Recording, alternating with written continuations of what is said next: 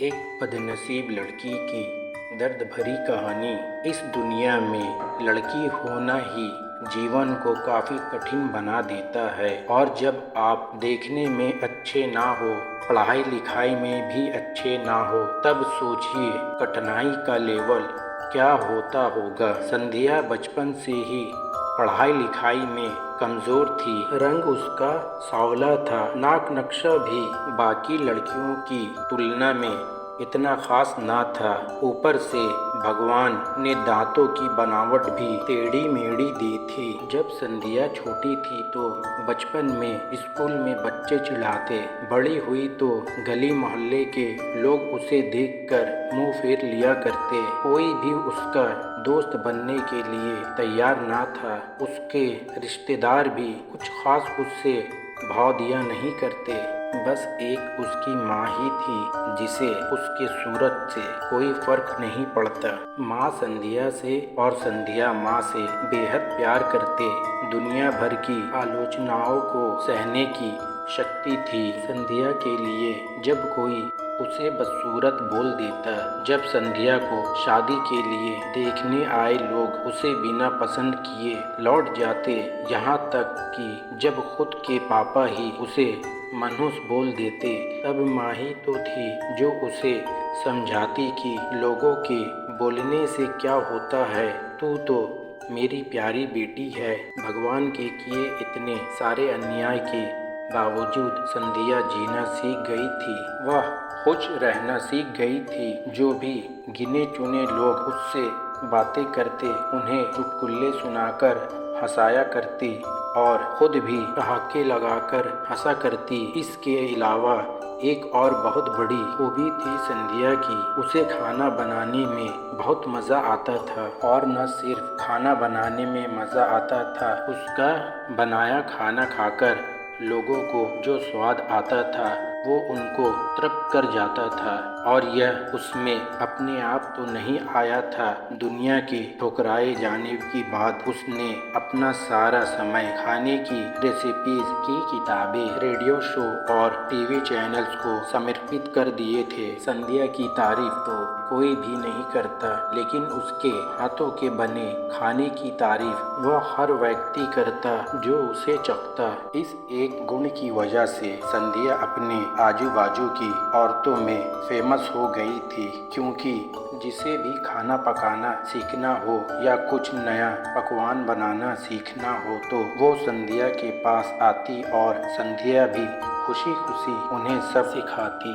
उसके पास आने वाली औरतें अच्छा खाना बनाना सीख जाती, लेकिन लाख कोशिश करने के बाद भी संध्या के हाथों का वो जादू जो सबको रब्त कर जाता, वो कोई ना सीख पाता। संध्या की जिंदगी इन्हीं उतार चढ़ाव के साथ कट रही थी। एक बार फिर से माँ बाप ने जी तोड़ कोशिश कर एक फैमिली को संध्या को देखने के लिए मना लिया था और अगले दिन लड़का संध्या को देखने आने वाला था। संध्या को इस बात की खबर होने पर वह दुखी और गुस्सा हो गई थी कि बिना उससे पूछे पता नहीं क्यों माँ बाप लड़कों को बुला लेते हैं और उसका मजाक बना देते थे। माँ ने संध्या को समझाया था कि ऐसा ही होता है, कोई भी बेटी अपने माँ बाप के यहाँ हमेशा नहीं रहती, उसे एक दिन शादी करके जाना ही पड़ता है। अगले दिन संध्या सुबह सुबह ही लड़के वाले के आने से पहले ही सज संवर कर कहीं निकल गई थी। उस दिन लड़के वाले घर आकर माँ बाप को बहुत खरी खोटी सुनाकर गए थे। वैसे भी पापा को संध्या पर हमेशा ही गुस्सा रहता था, लेकिन उसकी इस हरकत ने उनको गुस्से से पागल कर दिया। उस दिन पापा ने संध्या का सारा गुस्सा माँ पर उतार दिया था, यह कहकर कि एक मनहूस बेटी को जन्म देकर भी तुम्हारा मन नहीं भरा था, इसलिए उसको लाड प्यार देकर सर पर बिठा लिया है। हमेशा अपनी बेटी के बारे में गलत बोलने वाले से नाराज रहने वाली माँ आज खुद संध्या से नाराज हो गई थी और वो अब संध्या के घर वापस आने की बेसब्री से राह देख रही थी ताकि अपना गुस्सा उस पर उतार सके। सूरज डूबने से पहले संध्या घर लौट आई थी।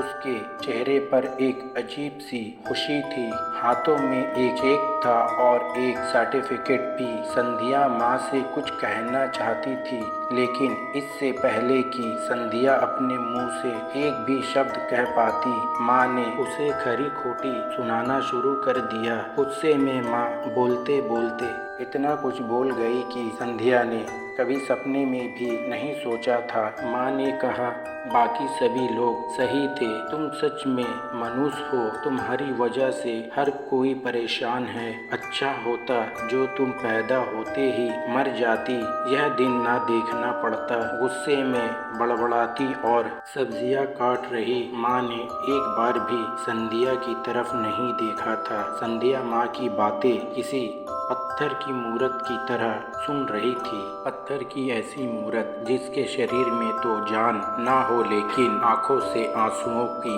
धारा बह रही हो। संध्या ने माँ से पूछा, माँ क्या सच में तुम भी चाहती हो कि मैं मर जाऊं? क्या इतनी बुरी हूँ मैं? अभी भी गुस्सा सर पर सवार होने की वजह से माँ ने कह दिया, हाँ। बिना एक पल भी सोचे संध्या ने सीधा अपने कमरे में जाकर कमरा अंदर से बंद कर लिया। 1-2 मिनट बाद गुस्सा थोड़ा शांत होने पर माँ को अपनी गलती का एहसास हुआ तो संध्या के रूम की तरफ गई। उन्हें पता चला कि संध्या ने रूम को अंदर से बंद कर लिया है, गुस्से में कुछ कर ना ले, इसलिए माँ ने तुरंत पापा को इस बात की खबर दी। दोनों ने काफी दरवाजा खोलने की कोशिश की, लेकिन नाकामयाब रहे तो दरवाजा तोड़ दिया।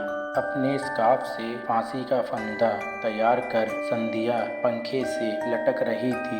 ज्यादा वक्त नहीं हुआ था, वो सिर्फ बेहोश हुई थी। माँ बाप ने तुरंत उसे पंखे से अलग किया और बेड पर लिटाया। पापा ने तुरंत डॉक्टर को फोन किया। तब माँ का ध्यान बेहोश पड़ी संध्या के हाथ में पड़ी एक चिट्ठी और पास ही में पड़े 5 लाख के चेक और 5 स्टार होटल में शेफ की नौकरी के लिए कंफर्मेशन लेटर पर पड़ी, जो संध्या अपने साथ लाई थी।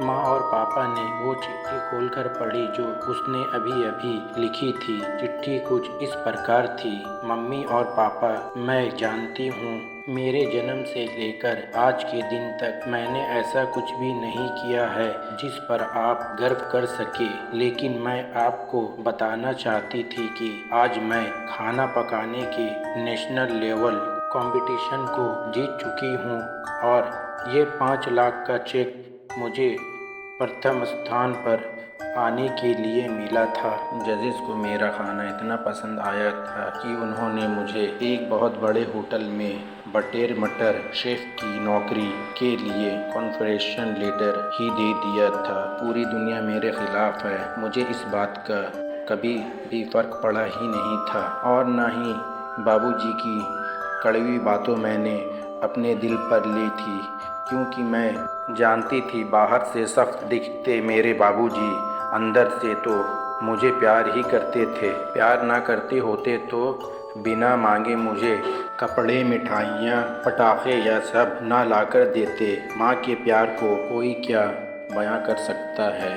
मेरी माँ मेरे लिए मेरी सारी दुनिया थी। जब माँ मेरे साथ होती तो मुझे किसी बात की परवाह ना होती थी। मेरी माँ मेरी थी, इसलिए मुझे किसी और की ज़रूरत ना थी। मेरी माँ मेरे साथ नहीं है तो मेरी दुनिया मेरे साथ नहीं है, इसलिए मैं आज दुनिया को ही अलविदा कहकर जा रही हूँ। मैं जानती हूँ आपने कभी न कभी भगवान से ये दुआ ज़रूर मांगी होगी कि अगले जन्म में मेरी जैसी औलाद ना मिले, लेकिन मैं हमेशा ये प्रार्थना करती थी कि अगले जन्म में तो क्या, मेरे हर जन्म में मुझे आप जैसे ही माता पिता मिले। और आज भी यही प्रार्थना करके इसी भगवान के पास जा रही हूँ। चिट्ठी पढ़ते पढ़ते माँ और पापा सर से पांव तक पछतावे में डूब गए थे और बेहोश पड़ी संध्या के सर पर हाथ फेरते हुए फूट फूट कर रो रहे थे।